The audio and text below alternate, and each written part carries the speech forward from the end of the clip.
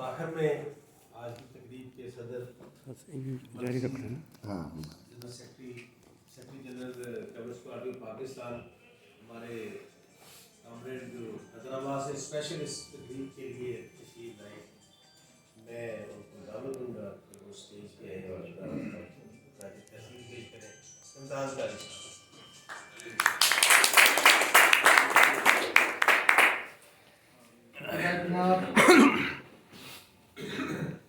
फैसलाबाद की district committee, सूबाई committee Punjab और ख़ास तौर पर secretary Faisalabad district committee Rana Shafqat Alam, इन तमाम दोस्तों को मुबारकबाद देता हूँ कि वो अपने साथियों को, अपने बहादुर रहनुमाओं को याद करते हैं और आवाम के सामने, लोगों के सामने उनके नज़रियात, उनकी सोच, उनकी जद्दोजहद को दोहराते हैं, पेश करते हैं, ताकि आज के नौजवानों के सामने ये बात वाज़ेह हो कि दुनिया ऐसे ही नहीं थी जैसे आज नज़र आ रही है। और कभी भी ये नहीं होगा कि जो कल था वो आज हो और जो आज है वो कल भी वही रहेगा। बदलेगा ज़रूर, ज़माना बदलेगा, लेकिन आप और हम तमाम की कोशिश से, मेहनत से क्या होगा, बेहतर तब्दीली आएगी। हमारी मेहनत नहीं होगी तो बदला तो होगा, बदलेगा तो ज़रूर, लेकिन कैसा होगा वो हमें देखना चाहिए कि बगैर हमारी मेहनत के जो बदलता है वो कैसा आता है। कामरेड राना यूसुफ को सलाम। राना साहब से मेरी मुलाकात जो है वो कामरेड राना शौकत के मार्फत हुई। ये वो ज़माना था जब पाकिस्तान में बाएं बाजू की पार्टियां सोवियत यूनियन के टूटने के बाद इकट्ठी हो रही थी, फिर उनमें शानी आ रही थी कि बाएं बाजू और कम्युनिस्ट जो है उनमें फ़र्क किया जाए और कम्युनिस्ट अलग अपने काम पर इकट्ठे हो। तो इस तरह करते हुए कम्युनिस्टों की एक पार्टी बन गई और उस पार्टी के 5 साल के बाद सूरत हाल बदली कि फिर और छाने की ज़रूरत पेश आई। तो उसके नतीजे में कम्युनिस्ट पार्टी रिवाइव होकर अपने नाम से काम करना जब शुरू किया तो हर एक के दरवाजे पर जाते थे और दोस्तों को पैगाम पहुंचाते थे कि रद्द इनकलाब की कुव्वतों के कोशिशों से, रद्द इनकलाब की साम्राज्य से मिलकर साजिशों के नतीजे में जो घर गिर गया था वो दोबारा तामीर किया है और अब रहने के काबिल है, इतनी मरम्मत हो गई है।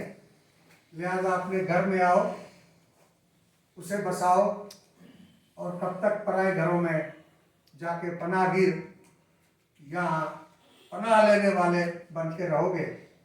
तो इस सिलसिले में दोस्तों से मुलाकात कर रहे थे तो राना साहब ने कहा कि एक और साथी है, उनसे चल के मिलते हैं। और फिर यहाँ से गए, राना साबिर खान को लिया और कामरेड शौकत राना यूसुफ खान से मुलाकात हुई। मुलाकात बहुत शानदार रही, मुख्तसर सी बातें हुई, लेकिन मुझे ये महसूस हुआ कि उनकी गुफ्तगू में विलविला नहीं है, उनकी गुफ्तगू में ठहराव है। तो इस वजह से मैं ये समझ रहा था कि राना साहब तंजीमी काम के शायद ना हो, लेकिन नजरियाती काम के होंगे।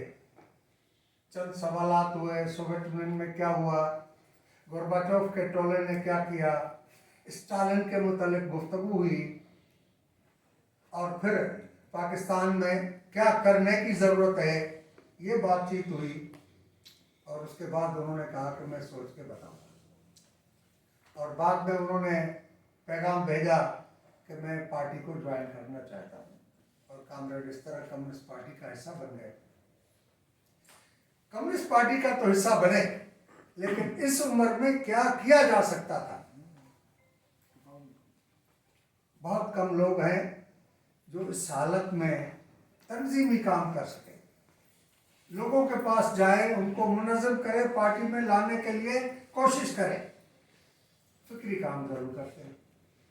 लेकिन जिंदगी की वो स्टेज आ जाए जिसमें 10 फुट से आगे नजर कुछ ना आए और कानों से कुछ सुनाई न दे, ऐसी सूरत हाल में लोग बेबस होकर बैठ जाते हैं। लेकिन राणा साहब न सिर्फ एक्टिव रहे बल्कि नजरिए को आज के हालात के मुताबिक इतलाक कैसे होगा उस पर कोशिश करते रहे। और ख़ास तौर पर ये जिस किताब का जिक्र हुआ, क्योंकि राणा साहब राइटर नहीं थे, राणा साहब कोई अदीब नहीं थे, और इससे पहले राणा साहब ने कोई तहरीरें नहीं लिखी थी। तो जो कुछ लिखा था, हम सेंट्रल कमेटी की मीटिंग के बाद गांव गए, देखा और उसे इकबाल कामरेड को बिठा के रीराइट करवाना शुरू किया। किताब तो बन गई, और वो किताब कहाँ पे इख्तिताम होता है कि अमेरिका में सदर ट्रंप आया है, ट्रंप का पहला दौर। अब दुनिया किस तरफ जाएगी, हालात क्या बने, और आप अब भी पढ़ के देखिए, अगर किसी के पास किताब है तो आपको एन वही सूरत हाल नजर आएगी जो उस किताब में उन्होंने डिस्कशन में बहस में लाई थी कि ये दुनिया इस तरफ जाएगी। उसके अलावा आज सबसे बड़ा सवाल जिस पर मार्क्सिज्म पर, कम्युनिस्ट पार्टी पर और कम्युनिज्म पर खड़े हुए पुरअज़म लोग जो है वो मखमसे में फंस गए हैं, कंफ्यूज हो गए हैं कि एआई के आने के बाद क्या मार्क्सिज्म रिलेवेंट रही, क्या एआई के आने के बाद प्रोलेटारिया रहा, क्या एआई के आने के बाद सरप्लस वैल्यू भी पैदा हो रहा है। ये वो सवाल है जो बेशुमार लोगों को परेशान किया हुआ है। लेकिन ये कामरेड इस हालत में भी घंटों मेरे साथ इस पर बहस करते थे, और हमारे बहस के नतीजे में हुआ कि कामरेड इस पर किताबचा लिखेंगे, लेकिन वो लिख नहीं सकते थे क्योंकि नजर नहीं काम कर रही थी। तो मैंने एक फ्रांस में दूसरे शहर से मुश्ताक अली शान को भेजा कि कामरेड के पास जाएं और वो कहता जाए, आप लिखते जाएं, जिस तरह भी बेरब्त हो लेकिन लिखें, क्योंकि बोलने के दौरान और लिखने के दौरान रब्त का फर्क होता है, तो उसको हम ठीक कर लेंगे। वो वहाँ गए, एक निशस्त हुई, लेकिन दूसरी निशस्त की नौबत नहीं आई और कामरेड हमसे रुखसत हो गए, जिसका अफसोस है। और मैं समझता हूँ कि comrade Rana Yusuf Khan communist party में, कम्युनिस्ट तारीख में, बाएं बाजू की तारीख में बेशुमार लोगों से ज्यादा अपडेट थे मार्क्सिज्म में, और इनके लिए सवाल मार्क्सिज्म नहीं था, इनके लिए सवाल सिर्फ मार्क्सिज्म नहीं था, इनके लिए सवाल मार्क्सिज्म का आज के हालात में इतलाक अहम था कि इसका इतलाक कैसे होगा। और हमेशा इसी पर सोचते थे, इसी पर हमारे डिस्कशंस होते थे।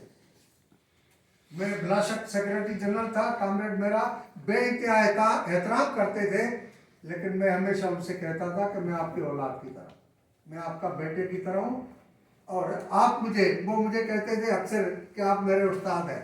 मैंने नहीं कामरेड, उस्ताद आप हैं। वो कहते थे कि आप उम्र में बिलाशक छोटे हैं, लेकिन जिस अमल में है उसमें हर कही हुई बात को दुरुस्त साबित करने के लिए आपका अमल ही काम दिखाएगा, क्योंकि अमल के बगैर इल्म जो है वो बेकार होता है। अब वो तो नहीं रहे, उनकी एक छोटी सी किताब से हम बहुत सारी रहनुमाई हासिल करते हैं, लेकिन आओ मिलकर कामरेड राणा यूसुफ की उस तहकीक, उस सोच कि इसका इतलाक कैसे होगा, उस पर बात करते हैं कि इंसान ज़ात वक्त ब वक्त अपनी मेहनत को, जिस्मानी मशक्क़त को कम करने और पैदावार को बढ़ाने ताकि इंसानी ज़रूरतें पूरी हों, उसके लिए मेहनत और इज्तिमाई कोशिश करता है। उसके नतीजे में नई नई टेक्नोलॉजी ईजाद करते रहे,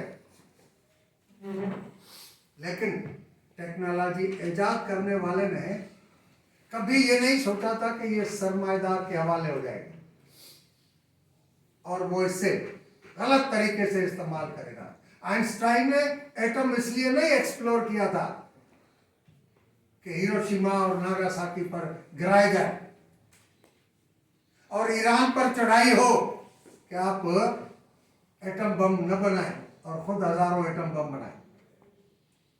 बिल्कुल इसी तरह कंप्यूटर की इजाद, रोबोट की इजाद और आज ऑटोमाइजेशन का वो मरहला जिसमें आर्टिफिशियल इंटेलिजेंस, मसनूई जहानत वजूद में आ चुकी है। मार्क्स ने कहा था कि जैसे जैसे इंसानी शऊर आगे बढ़ेगा, ज़राए पैदावार की तरक्की होती जाएगी और इंसान जिस्मानी मेहनत से आज़ाद होता जाएगा, ज़हनी मेहनत बढ़ती जाएगी और जितनी ज़हनी मेहनत बढ़ती जाएगी उतना कदर बढ़ता जाएगा और जितना कदर बढ़ता जाएगा वो इंसान के लिए आसानियां पैदा करेगा। लेकिन सरमाएदारी निज़ाम उन आसानियों में रुकावट है। आज भी ये सवाल है कि एक फैक्ट्री में 10,000 मजदूर काम करते हैं, 10,000 मजदूरों को वेजेस देने पड़ते हैं और वो 10,000 मजदूर जो पैदावार करते हैं वो रोज के हिसाब से 2 करोड़ की करते हैं, लेकिन 10,000 मजदूरों की तनख्वाह जो है वो एक दिन की 10 लाख बनती है। तो 1 करोड़ 90 लाख जो बनते हैं उसमें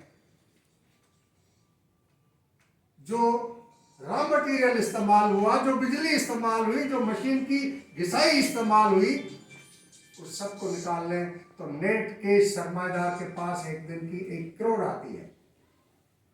अब एआई के नतीजे में 10,000 में से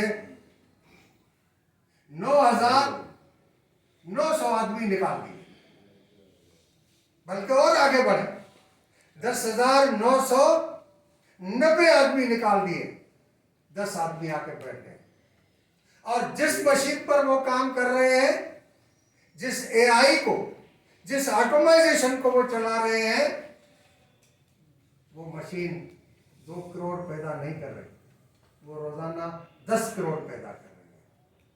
और 10,000 मजदूरों को जो उजरत देनी पड़ती थी वो अब कितने मजदूरों को मिलनी चाहिए? अगर वो सारी की सारी उजरत उन 10 आदमियों को दे तब भी कदर कितना बढ़ गया और उस हिसाब से कदर जायद कितना बढ़ा। इस वजह से ये मखमसा नहीं है, ये क्लियर है कि ऑटोमाइजेशन के नतीजे में, मसनूई जहानत के नतीजे में इंसान ज्यादा कदर पैदा करता है और सरमाएदार के हत्थे ज्यादा लगता है। लिहाजा यहां पर फिर लोग सवाल उठाते हैं कि भाई जो लोग बेरोजगार हो गए वो तो प्रवतारियां नहीं रहे, 9,950 आदमी जो निकाले गए वो प्रवतारियां नहीं रहे, तो अब इनकलाब कैसे आएगा? 9,990 आदमी निकाल दिए गए तो अब 10 आदमी क्या इनकलाब लाएंगे? सवाल यह है कि जो निकाले गए वो बुर्जुआजी बन गए, वो सरमाएदार बन गए, वो मिडिल क्लास बन गए, वो अशराफिया तबके का या व्हाइट कलर बन गए? नहीं, वो कैंडिडेट प्रोलेटारिया है और सरमाएदारी ने इनसे डबल जबर किया है कि अब वो खरीदारी के काबिल नहीं। कल जो उनकी चीजें खरीदते थे आज वो भी खरीदने के काबिल नहीं है। लिहाजा प्रोलेटारिया तबका, इन तमाम उम्मीदवार प्रोलेटारिया और जो आम आदमी मुतासर होता है, इसको सबको नज़म करके इस निज़ाम के खिलाफ लड़ेगा। मेरे दोस्तों ने कहा कि पाकिस्तान के हालात ऐसे हैं कि जिसमें हुक्मरान तबका अब मजीद हुक्मरानी करने के काबिल नहीं रहा, एक्सपोज हो चुका है। लेकिन एक और शर्त भी है। वो शर्त क्या है कि अवाम के पास मुतबादिल न रहे, जिसको हुक्मरान मुतबादिल के तौर पर ला करे और उस मुतबादिल की तरफ देखने न दे। तो पाकिस्तान में अभी मुतबादिल है, लेकिन वो मुतबादिल भी खत्म हो जाएगा। उस मुतबादिल को उसकी शक्ल में हो या उसकी पार्टी की शक्ल में हो, वो आज है कल नहीं होगा। लेकिन इस तरह के क्लोनिंग के जरिए लोग तैयार करते हैं। जिस तरह जुल्फकार अली भुट्टो तैयार किया, बेनजीर तैयार की, इमरान खान को तैयार किया, इसी तरह वो क्लोनिंग जेब से बनाकर पेश करते हैं कि ये हमारा लीडर है। और प्रोपेगेंडा के जरिए अवाम को कबूल कराया जाता है। कैसे कबूल कराया जाता है? जैसे कल तक कहते थे कि बड़ा लानती है, दूध में पानी मिलाता है, इससे बड़ा लानती कोई हो नहीं सकता। लेकिन आज कहते हैं यार दूध में पानी मिला हो तब भी ठीक है यार, शुक्र है, बीमारी तो नहीं देगा, केमिकल वाला दूध न दे दे मुझे। यानी बुराई को लोगों ने कबूल कर लिया है, उससे ज्यादा बुराई जो है उससे डरने की कोशिश कर रहे हैं। इसी तरह हमारे हुक्मरान भी इसी तरह की कोशिशें करके वो हजम कराने की कोशिश करते हैं, क्योंकि प्रोपेगेंडा, पब्लिसिटी, मीडिया वो ऐसा जरिया है जिसमें लोगों के ऊपर, जहनों पर वो सवार हो जाते हैं। उसका मुकाबला करने के लिए तैयारी करनी है। मेरे दोस्तों, ये हकीकत क्यों नहीं तस्लीम करते ये लोग कि पाकिस्तान बनने के दो पहले साल, फिर 4 साल बाद उन लोगों का सफाया किया जिन्होंने ये मुल्क बनाने में रोल प्ले किया। अच्छे थे बुरे थे, हमारा उससे कोई लेना देना नहीं है। लेकिन उसके बाद उस वक्त से लेकर जो आज तक तजर्बात किए हैं, उन तजर्बात के नतीजे में इस मुल्क को क्या मिला है, इस मुल्क के अवाम को क्या मिला है? हाँ, मिला है तो उनको जरूर मिला है। उनको क्या मिला है? उनकी बड़ी बड़ी कॉर्पोरेशंस बन गई। रिटायरमेंट के बाद थोड़े से पैसे ले जाते थे, अब बड़े पैसे ले जाते हैं। अब सिर्फ बड़े पैसे नहीं ले जाते, बड़ी बड़ी प्रॉपर्टी भी ले जाते हैं। और ये दोस्त ठीक कहते हैं कि इसकी माने साम्राज्य की खिदमत गुजारों को तो फिर मैं ये मुल्क दिया था, लिहाजा वो तो अमीर हो रहे हैं, उनको तो सब कुछ मिल रहा है। तो वो ये क्यों सोचे कि हमारे इन तजर्बात के रोशनी में मुल्क को कुछ मिला या न मिला, आवाम को कुछ मिला या न मिला। लेकिन मेरे दोस्तों, बुरे काम का अंजाम जरूर बुरा होगा और अफराद को उन बुरे कामों के अंजाम को भुगतना पड़ा है। मिसाल के तौर पर पाकिस्तान टूट गया, 2 हिस्सों में बट गया, आबादी आधी रह गई, लेकिन कंट्रोल करने वाले इदारे को मिस्टर भुट्टो ने पहले से बड़ा इदारा बना दिया, पहले से ज्यादा बजट बना दी आगे मुल्क को कंट्रोल करने के लिए, और उसे एक बम भी दे दिया ताकि दुनिया को दिखाए सुपरमेसी दिखाए, और उसे उन्होंने मार दिया। और वो जनरल जिया और जितने भी है, आप उनका सिलसिला देखें।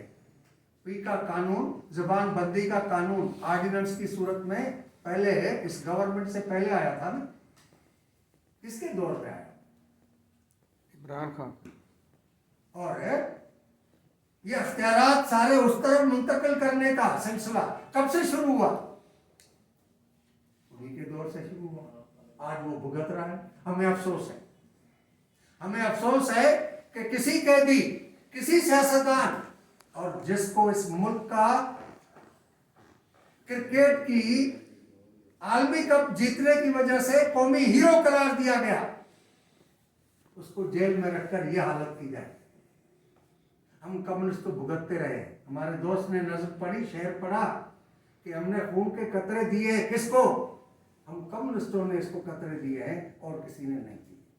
बाकी ने माल कमाया है, माल बनाया है, लेकिन आपने उसको हीरो बनाया। आज आपकी उनसे नहीं बनती, आपके दोस्तों को उन्होंने दोस्ती खराब कर दी, तो उसकी सजा ये होगी।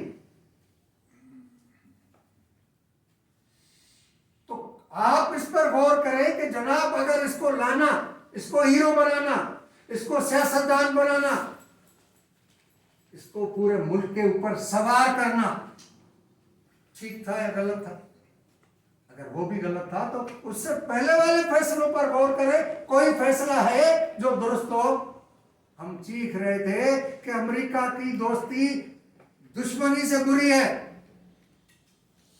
आप पेरोल पर उनके आ गए, आप उनके किराएकश बन गए, लेकिन अभी तक उस पर सोचा नहीं। अब आपने चीन से मुल्क के अंदर सरमायाकारी कराई, वो सारी जदीद मशीनरी लाकर पहाड़ों को खोदने लगा और उन्होंने तलाश करके बताया कि दुनिया में आज की टेक्नोलॉजी का सबसे बड़े मेटल्स जो है, जिसको रेयर अर्थ मिनरल्स कहा जाता है, मेटल्स कहा जाता है, वो पाकिस्तान में भी है और अच्छे खासे जखायर हैं। उसकी वजह से थोड़ी सी खजर कीमत मुल्क की बढ़ गई तो दौड़ते हुए फिर वहां पहुंच गए और सजा के दिखा रहे हैं उल्लू के पट्टे को कि देखो हमारे पास ये भी चीजें हैं। और वो बड़ी तारीफें करने लगा क्योंकि वो मिन्नत कर रहा था चीन को कि सेमीकंडक्टर हमें दो, हमें चिप्स के लिए दो, वरना उनके आवाज से तेज रफ्तार जहाज नहीं चल पाएंगे, उनकी टेक्नोलॉजी आगे नहीं बढ़ पाएगी, ड्रोन आगे नहीं बढ़ पाएगा। उन्होंने ये सब जाके दिए और अब अपने ही मुल्क में दोनों को लाके सामने खड़ा कर दिया। नौशकी में एक माइन चाइना के पास, एक माइन अमेरिका के पास। असर क्या होगा? सूडान का क्या असर हुआ है? सोमालिया का क्या असर हुआ है? नाइजीरिया का क्या असर हुआ है? एक तो गरीब के घर में खूबसूरत बच्ची पैदा हो गई और वो भी जवान हो गई कि इस मुल्क के अंदर है कोई अच्छे हुक्मरान आए नहीं, अच्छे सियासतदानों को मौका नहीं दिया जो अवाम पर जान कुर्बान करने को तैयार हो, मुल्क के लिए जिंदगी कुर्बान करने को तैयार हो। उनको तो आपने मार दिया, मुल्क से भगा दिया, पनपने नहीं दिया कि ये सबसे बड़ा खतरा है क्योंकि ये निजाम के दुश्मन है। अब ये जो काम कर रहा है उसका नतीजा क्या निकलेगा? आज बलूचिस्तान के लोग कहां किस मंजिल तक पहुंच गए। अफसोस होता है कम्युनिस्ट पार्टी ऑफ पाकिस्तान या दुनिया की कोई कम्युनिस्ट पार्टी मुल्कों को तोड़ती नहीं, अलहदगी पसंद नहीं होती, वो कौमों को जोड़ती है। सोवियत यूनियन ने जोड़ा था। हम पाकिस्तान के मेहनत कशों को, पाकिस्तान के आम आवाम को जोड़ने की कोशिश कर रहे हैं, जो आपको बुरा लगता है। लेकिन बलूचिस्तान का जो आपने असर किया है, क्या नतीजा निकलेगा? हाँ, आप में से दोस्त जाएं बलूचिस्तान, पख्तूनख्वा जा सकते हैं। कसूर किसका? नजला किस पर गिर रहा है? कसूर वर्दी वालों का, वो चाहे लाहौरी हो, चाहे पिंडी वाला हो, चाहे जेलम वाला हो, लेकिन नजला किसके ऊपर गिर रहा है? आम पंजाबी पर। आपके करतूत भुगत रहे हैं।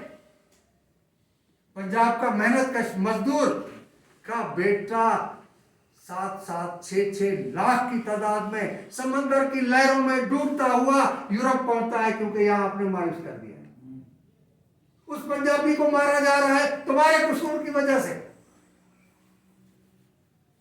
जरा सीने पे हाथ पे रखकर देखो कि अपने बेटे को अच्छी तालीम दिलाने के लिए, अच्छी जिंदगी दिलाने के लिए अमेरिका और यूरोप में आबाद कर रहे हो, अपने मुल्क को बर्बाद करके उनको आबाद कर रहे हो। जिनके बच्चे समंदर की लहरों में डूबते हुए वहां जाते हैं, उनके साथ क्या गुजरती हो? यह आपके करतूतों का नतीजा है। आप लोग जा नहीं सकते बलूचिस्तान और पख्तूनख्वा, और अब पख्तूनख्वा और पंजाब की एब्सोल्यूट मेजॉरिटी इस नतीजे पर पहुंची है कि ये कोई दहशतगर्दी नहीं है, ये इनका खेल है जिनको एस्टेब्लिशमेंट कहा जाता है। अगर इतनी बदएतमादी पैदा हो जाए तो आप इन पर हुक्मरानी करने के काबिल हैं? इस मुल्क को चलाने के काबिल हैं? वो कहते हैं कि भाई बलूचिस्तान में जिस जगह से गुजरो, जहां पर कुछ भी नहीं है, वहां पर भी आपकी चौकी खड़ी है, वहां चेक करते हैं। जब 20 चौकियों से गुजर कर कोयटा पहुंचते हैं तो फिर ये लाखों बैरल तेल कराची तक कैसे पहुंचता है, लाहौर तक कैसे पहुंचता है, क्यों पहुंचता है? इसकी मानी लोग कहते हैं कि अगर सरहदों पर ये बैठे और ये सारे धंधा चल रहा है तो कौन मुलविस है, कौन अनार्की चाहता है, कौन इंसर्जेंसी चाहता है, और किसी हद तक फंसा है। तो इसको बदलना होगा, लेकिन आप नहीं बदलेंगे क्योंकि आपकी नजर दूर नहीं जाती, आपकी नजर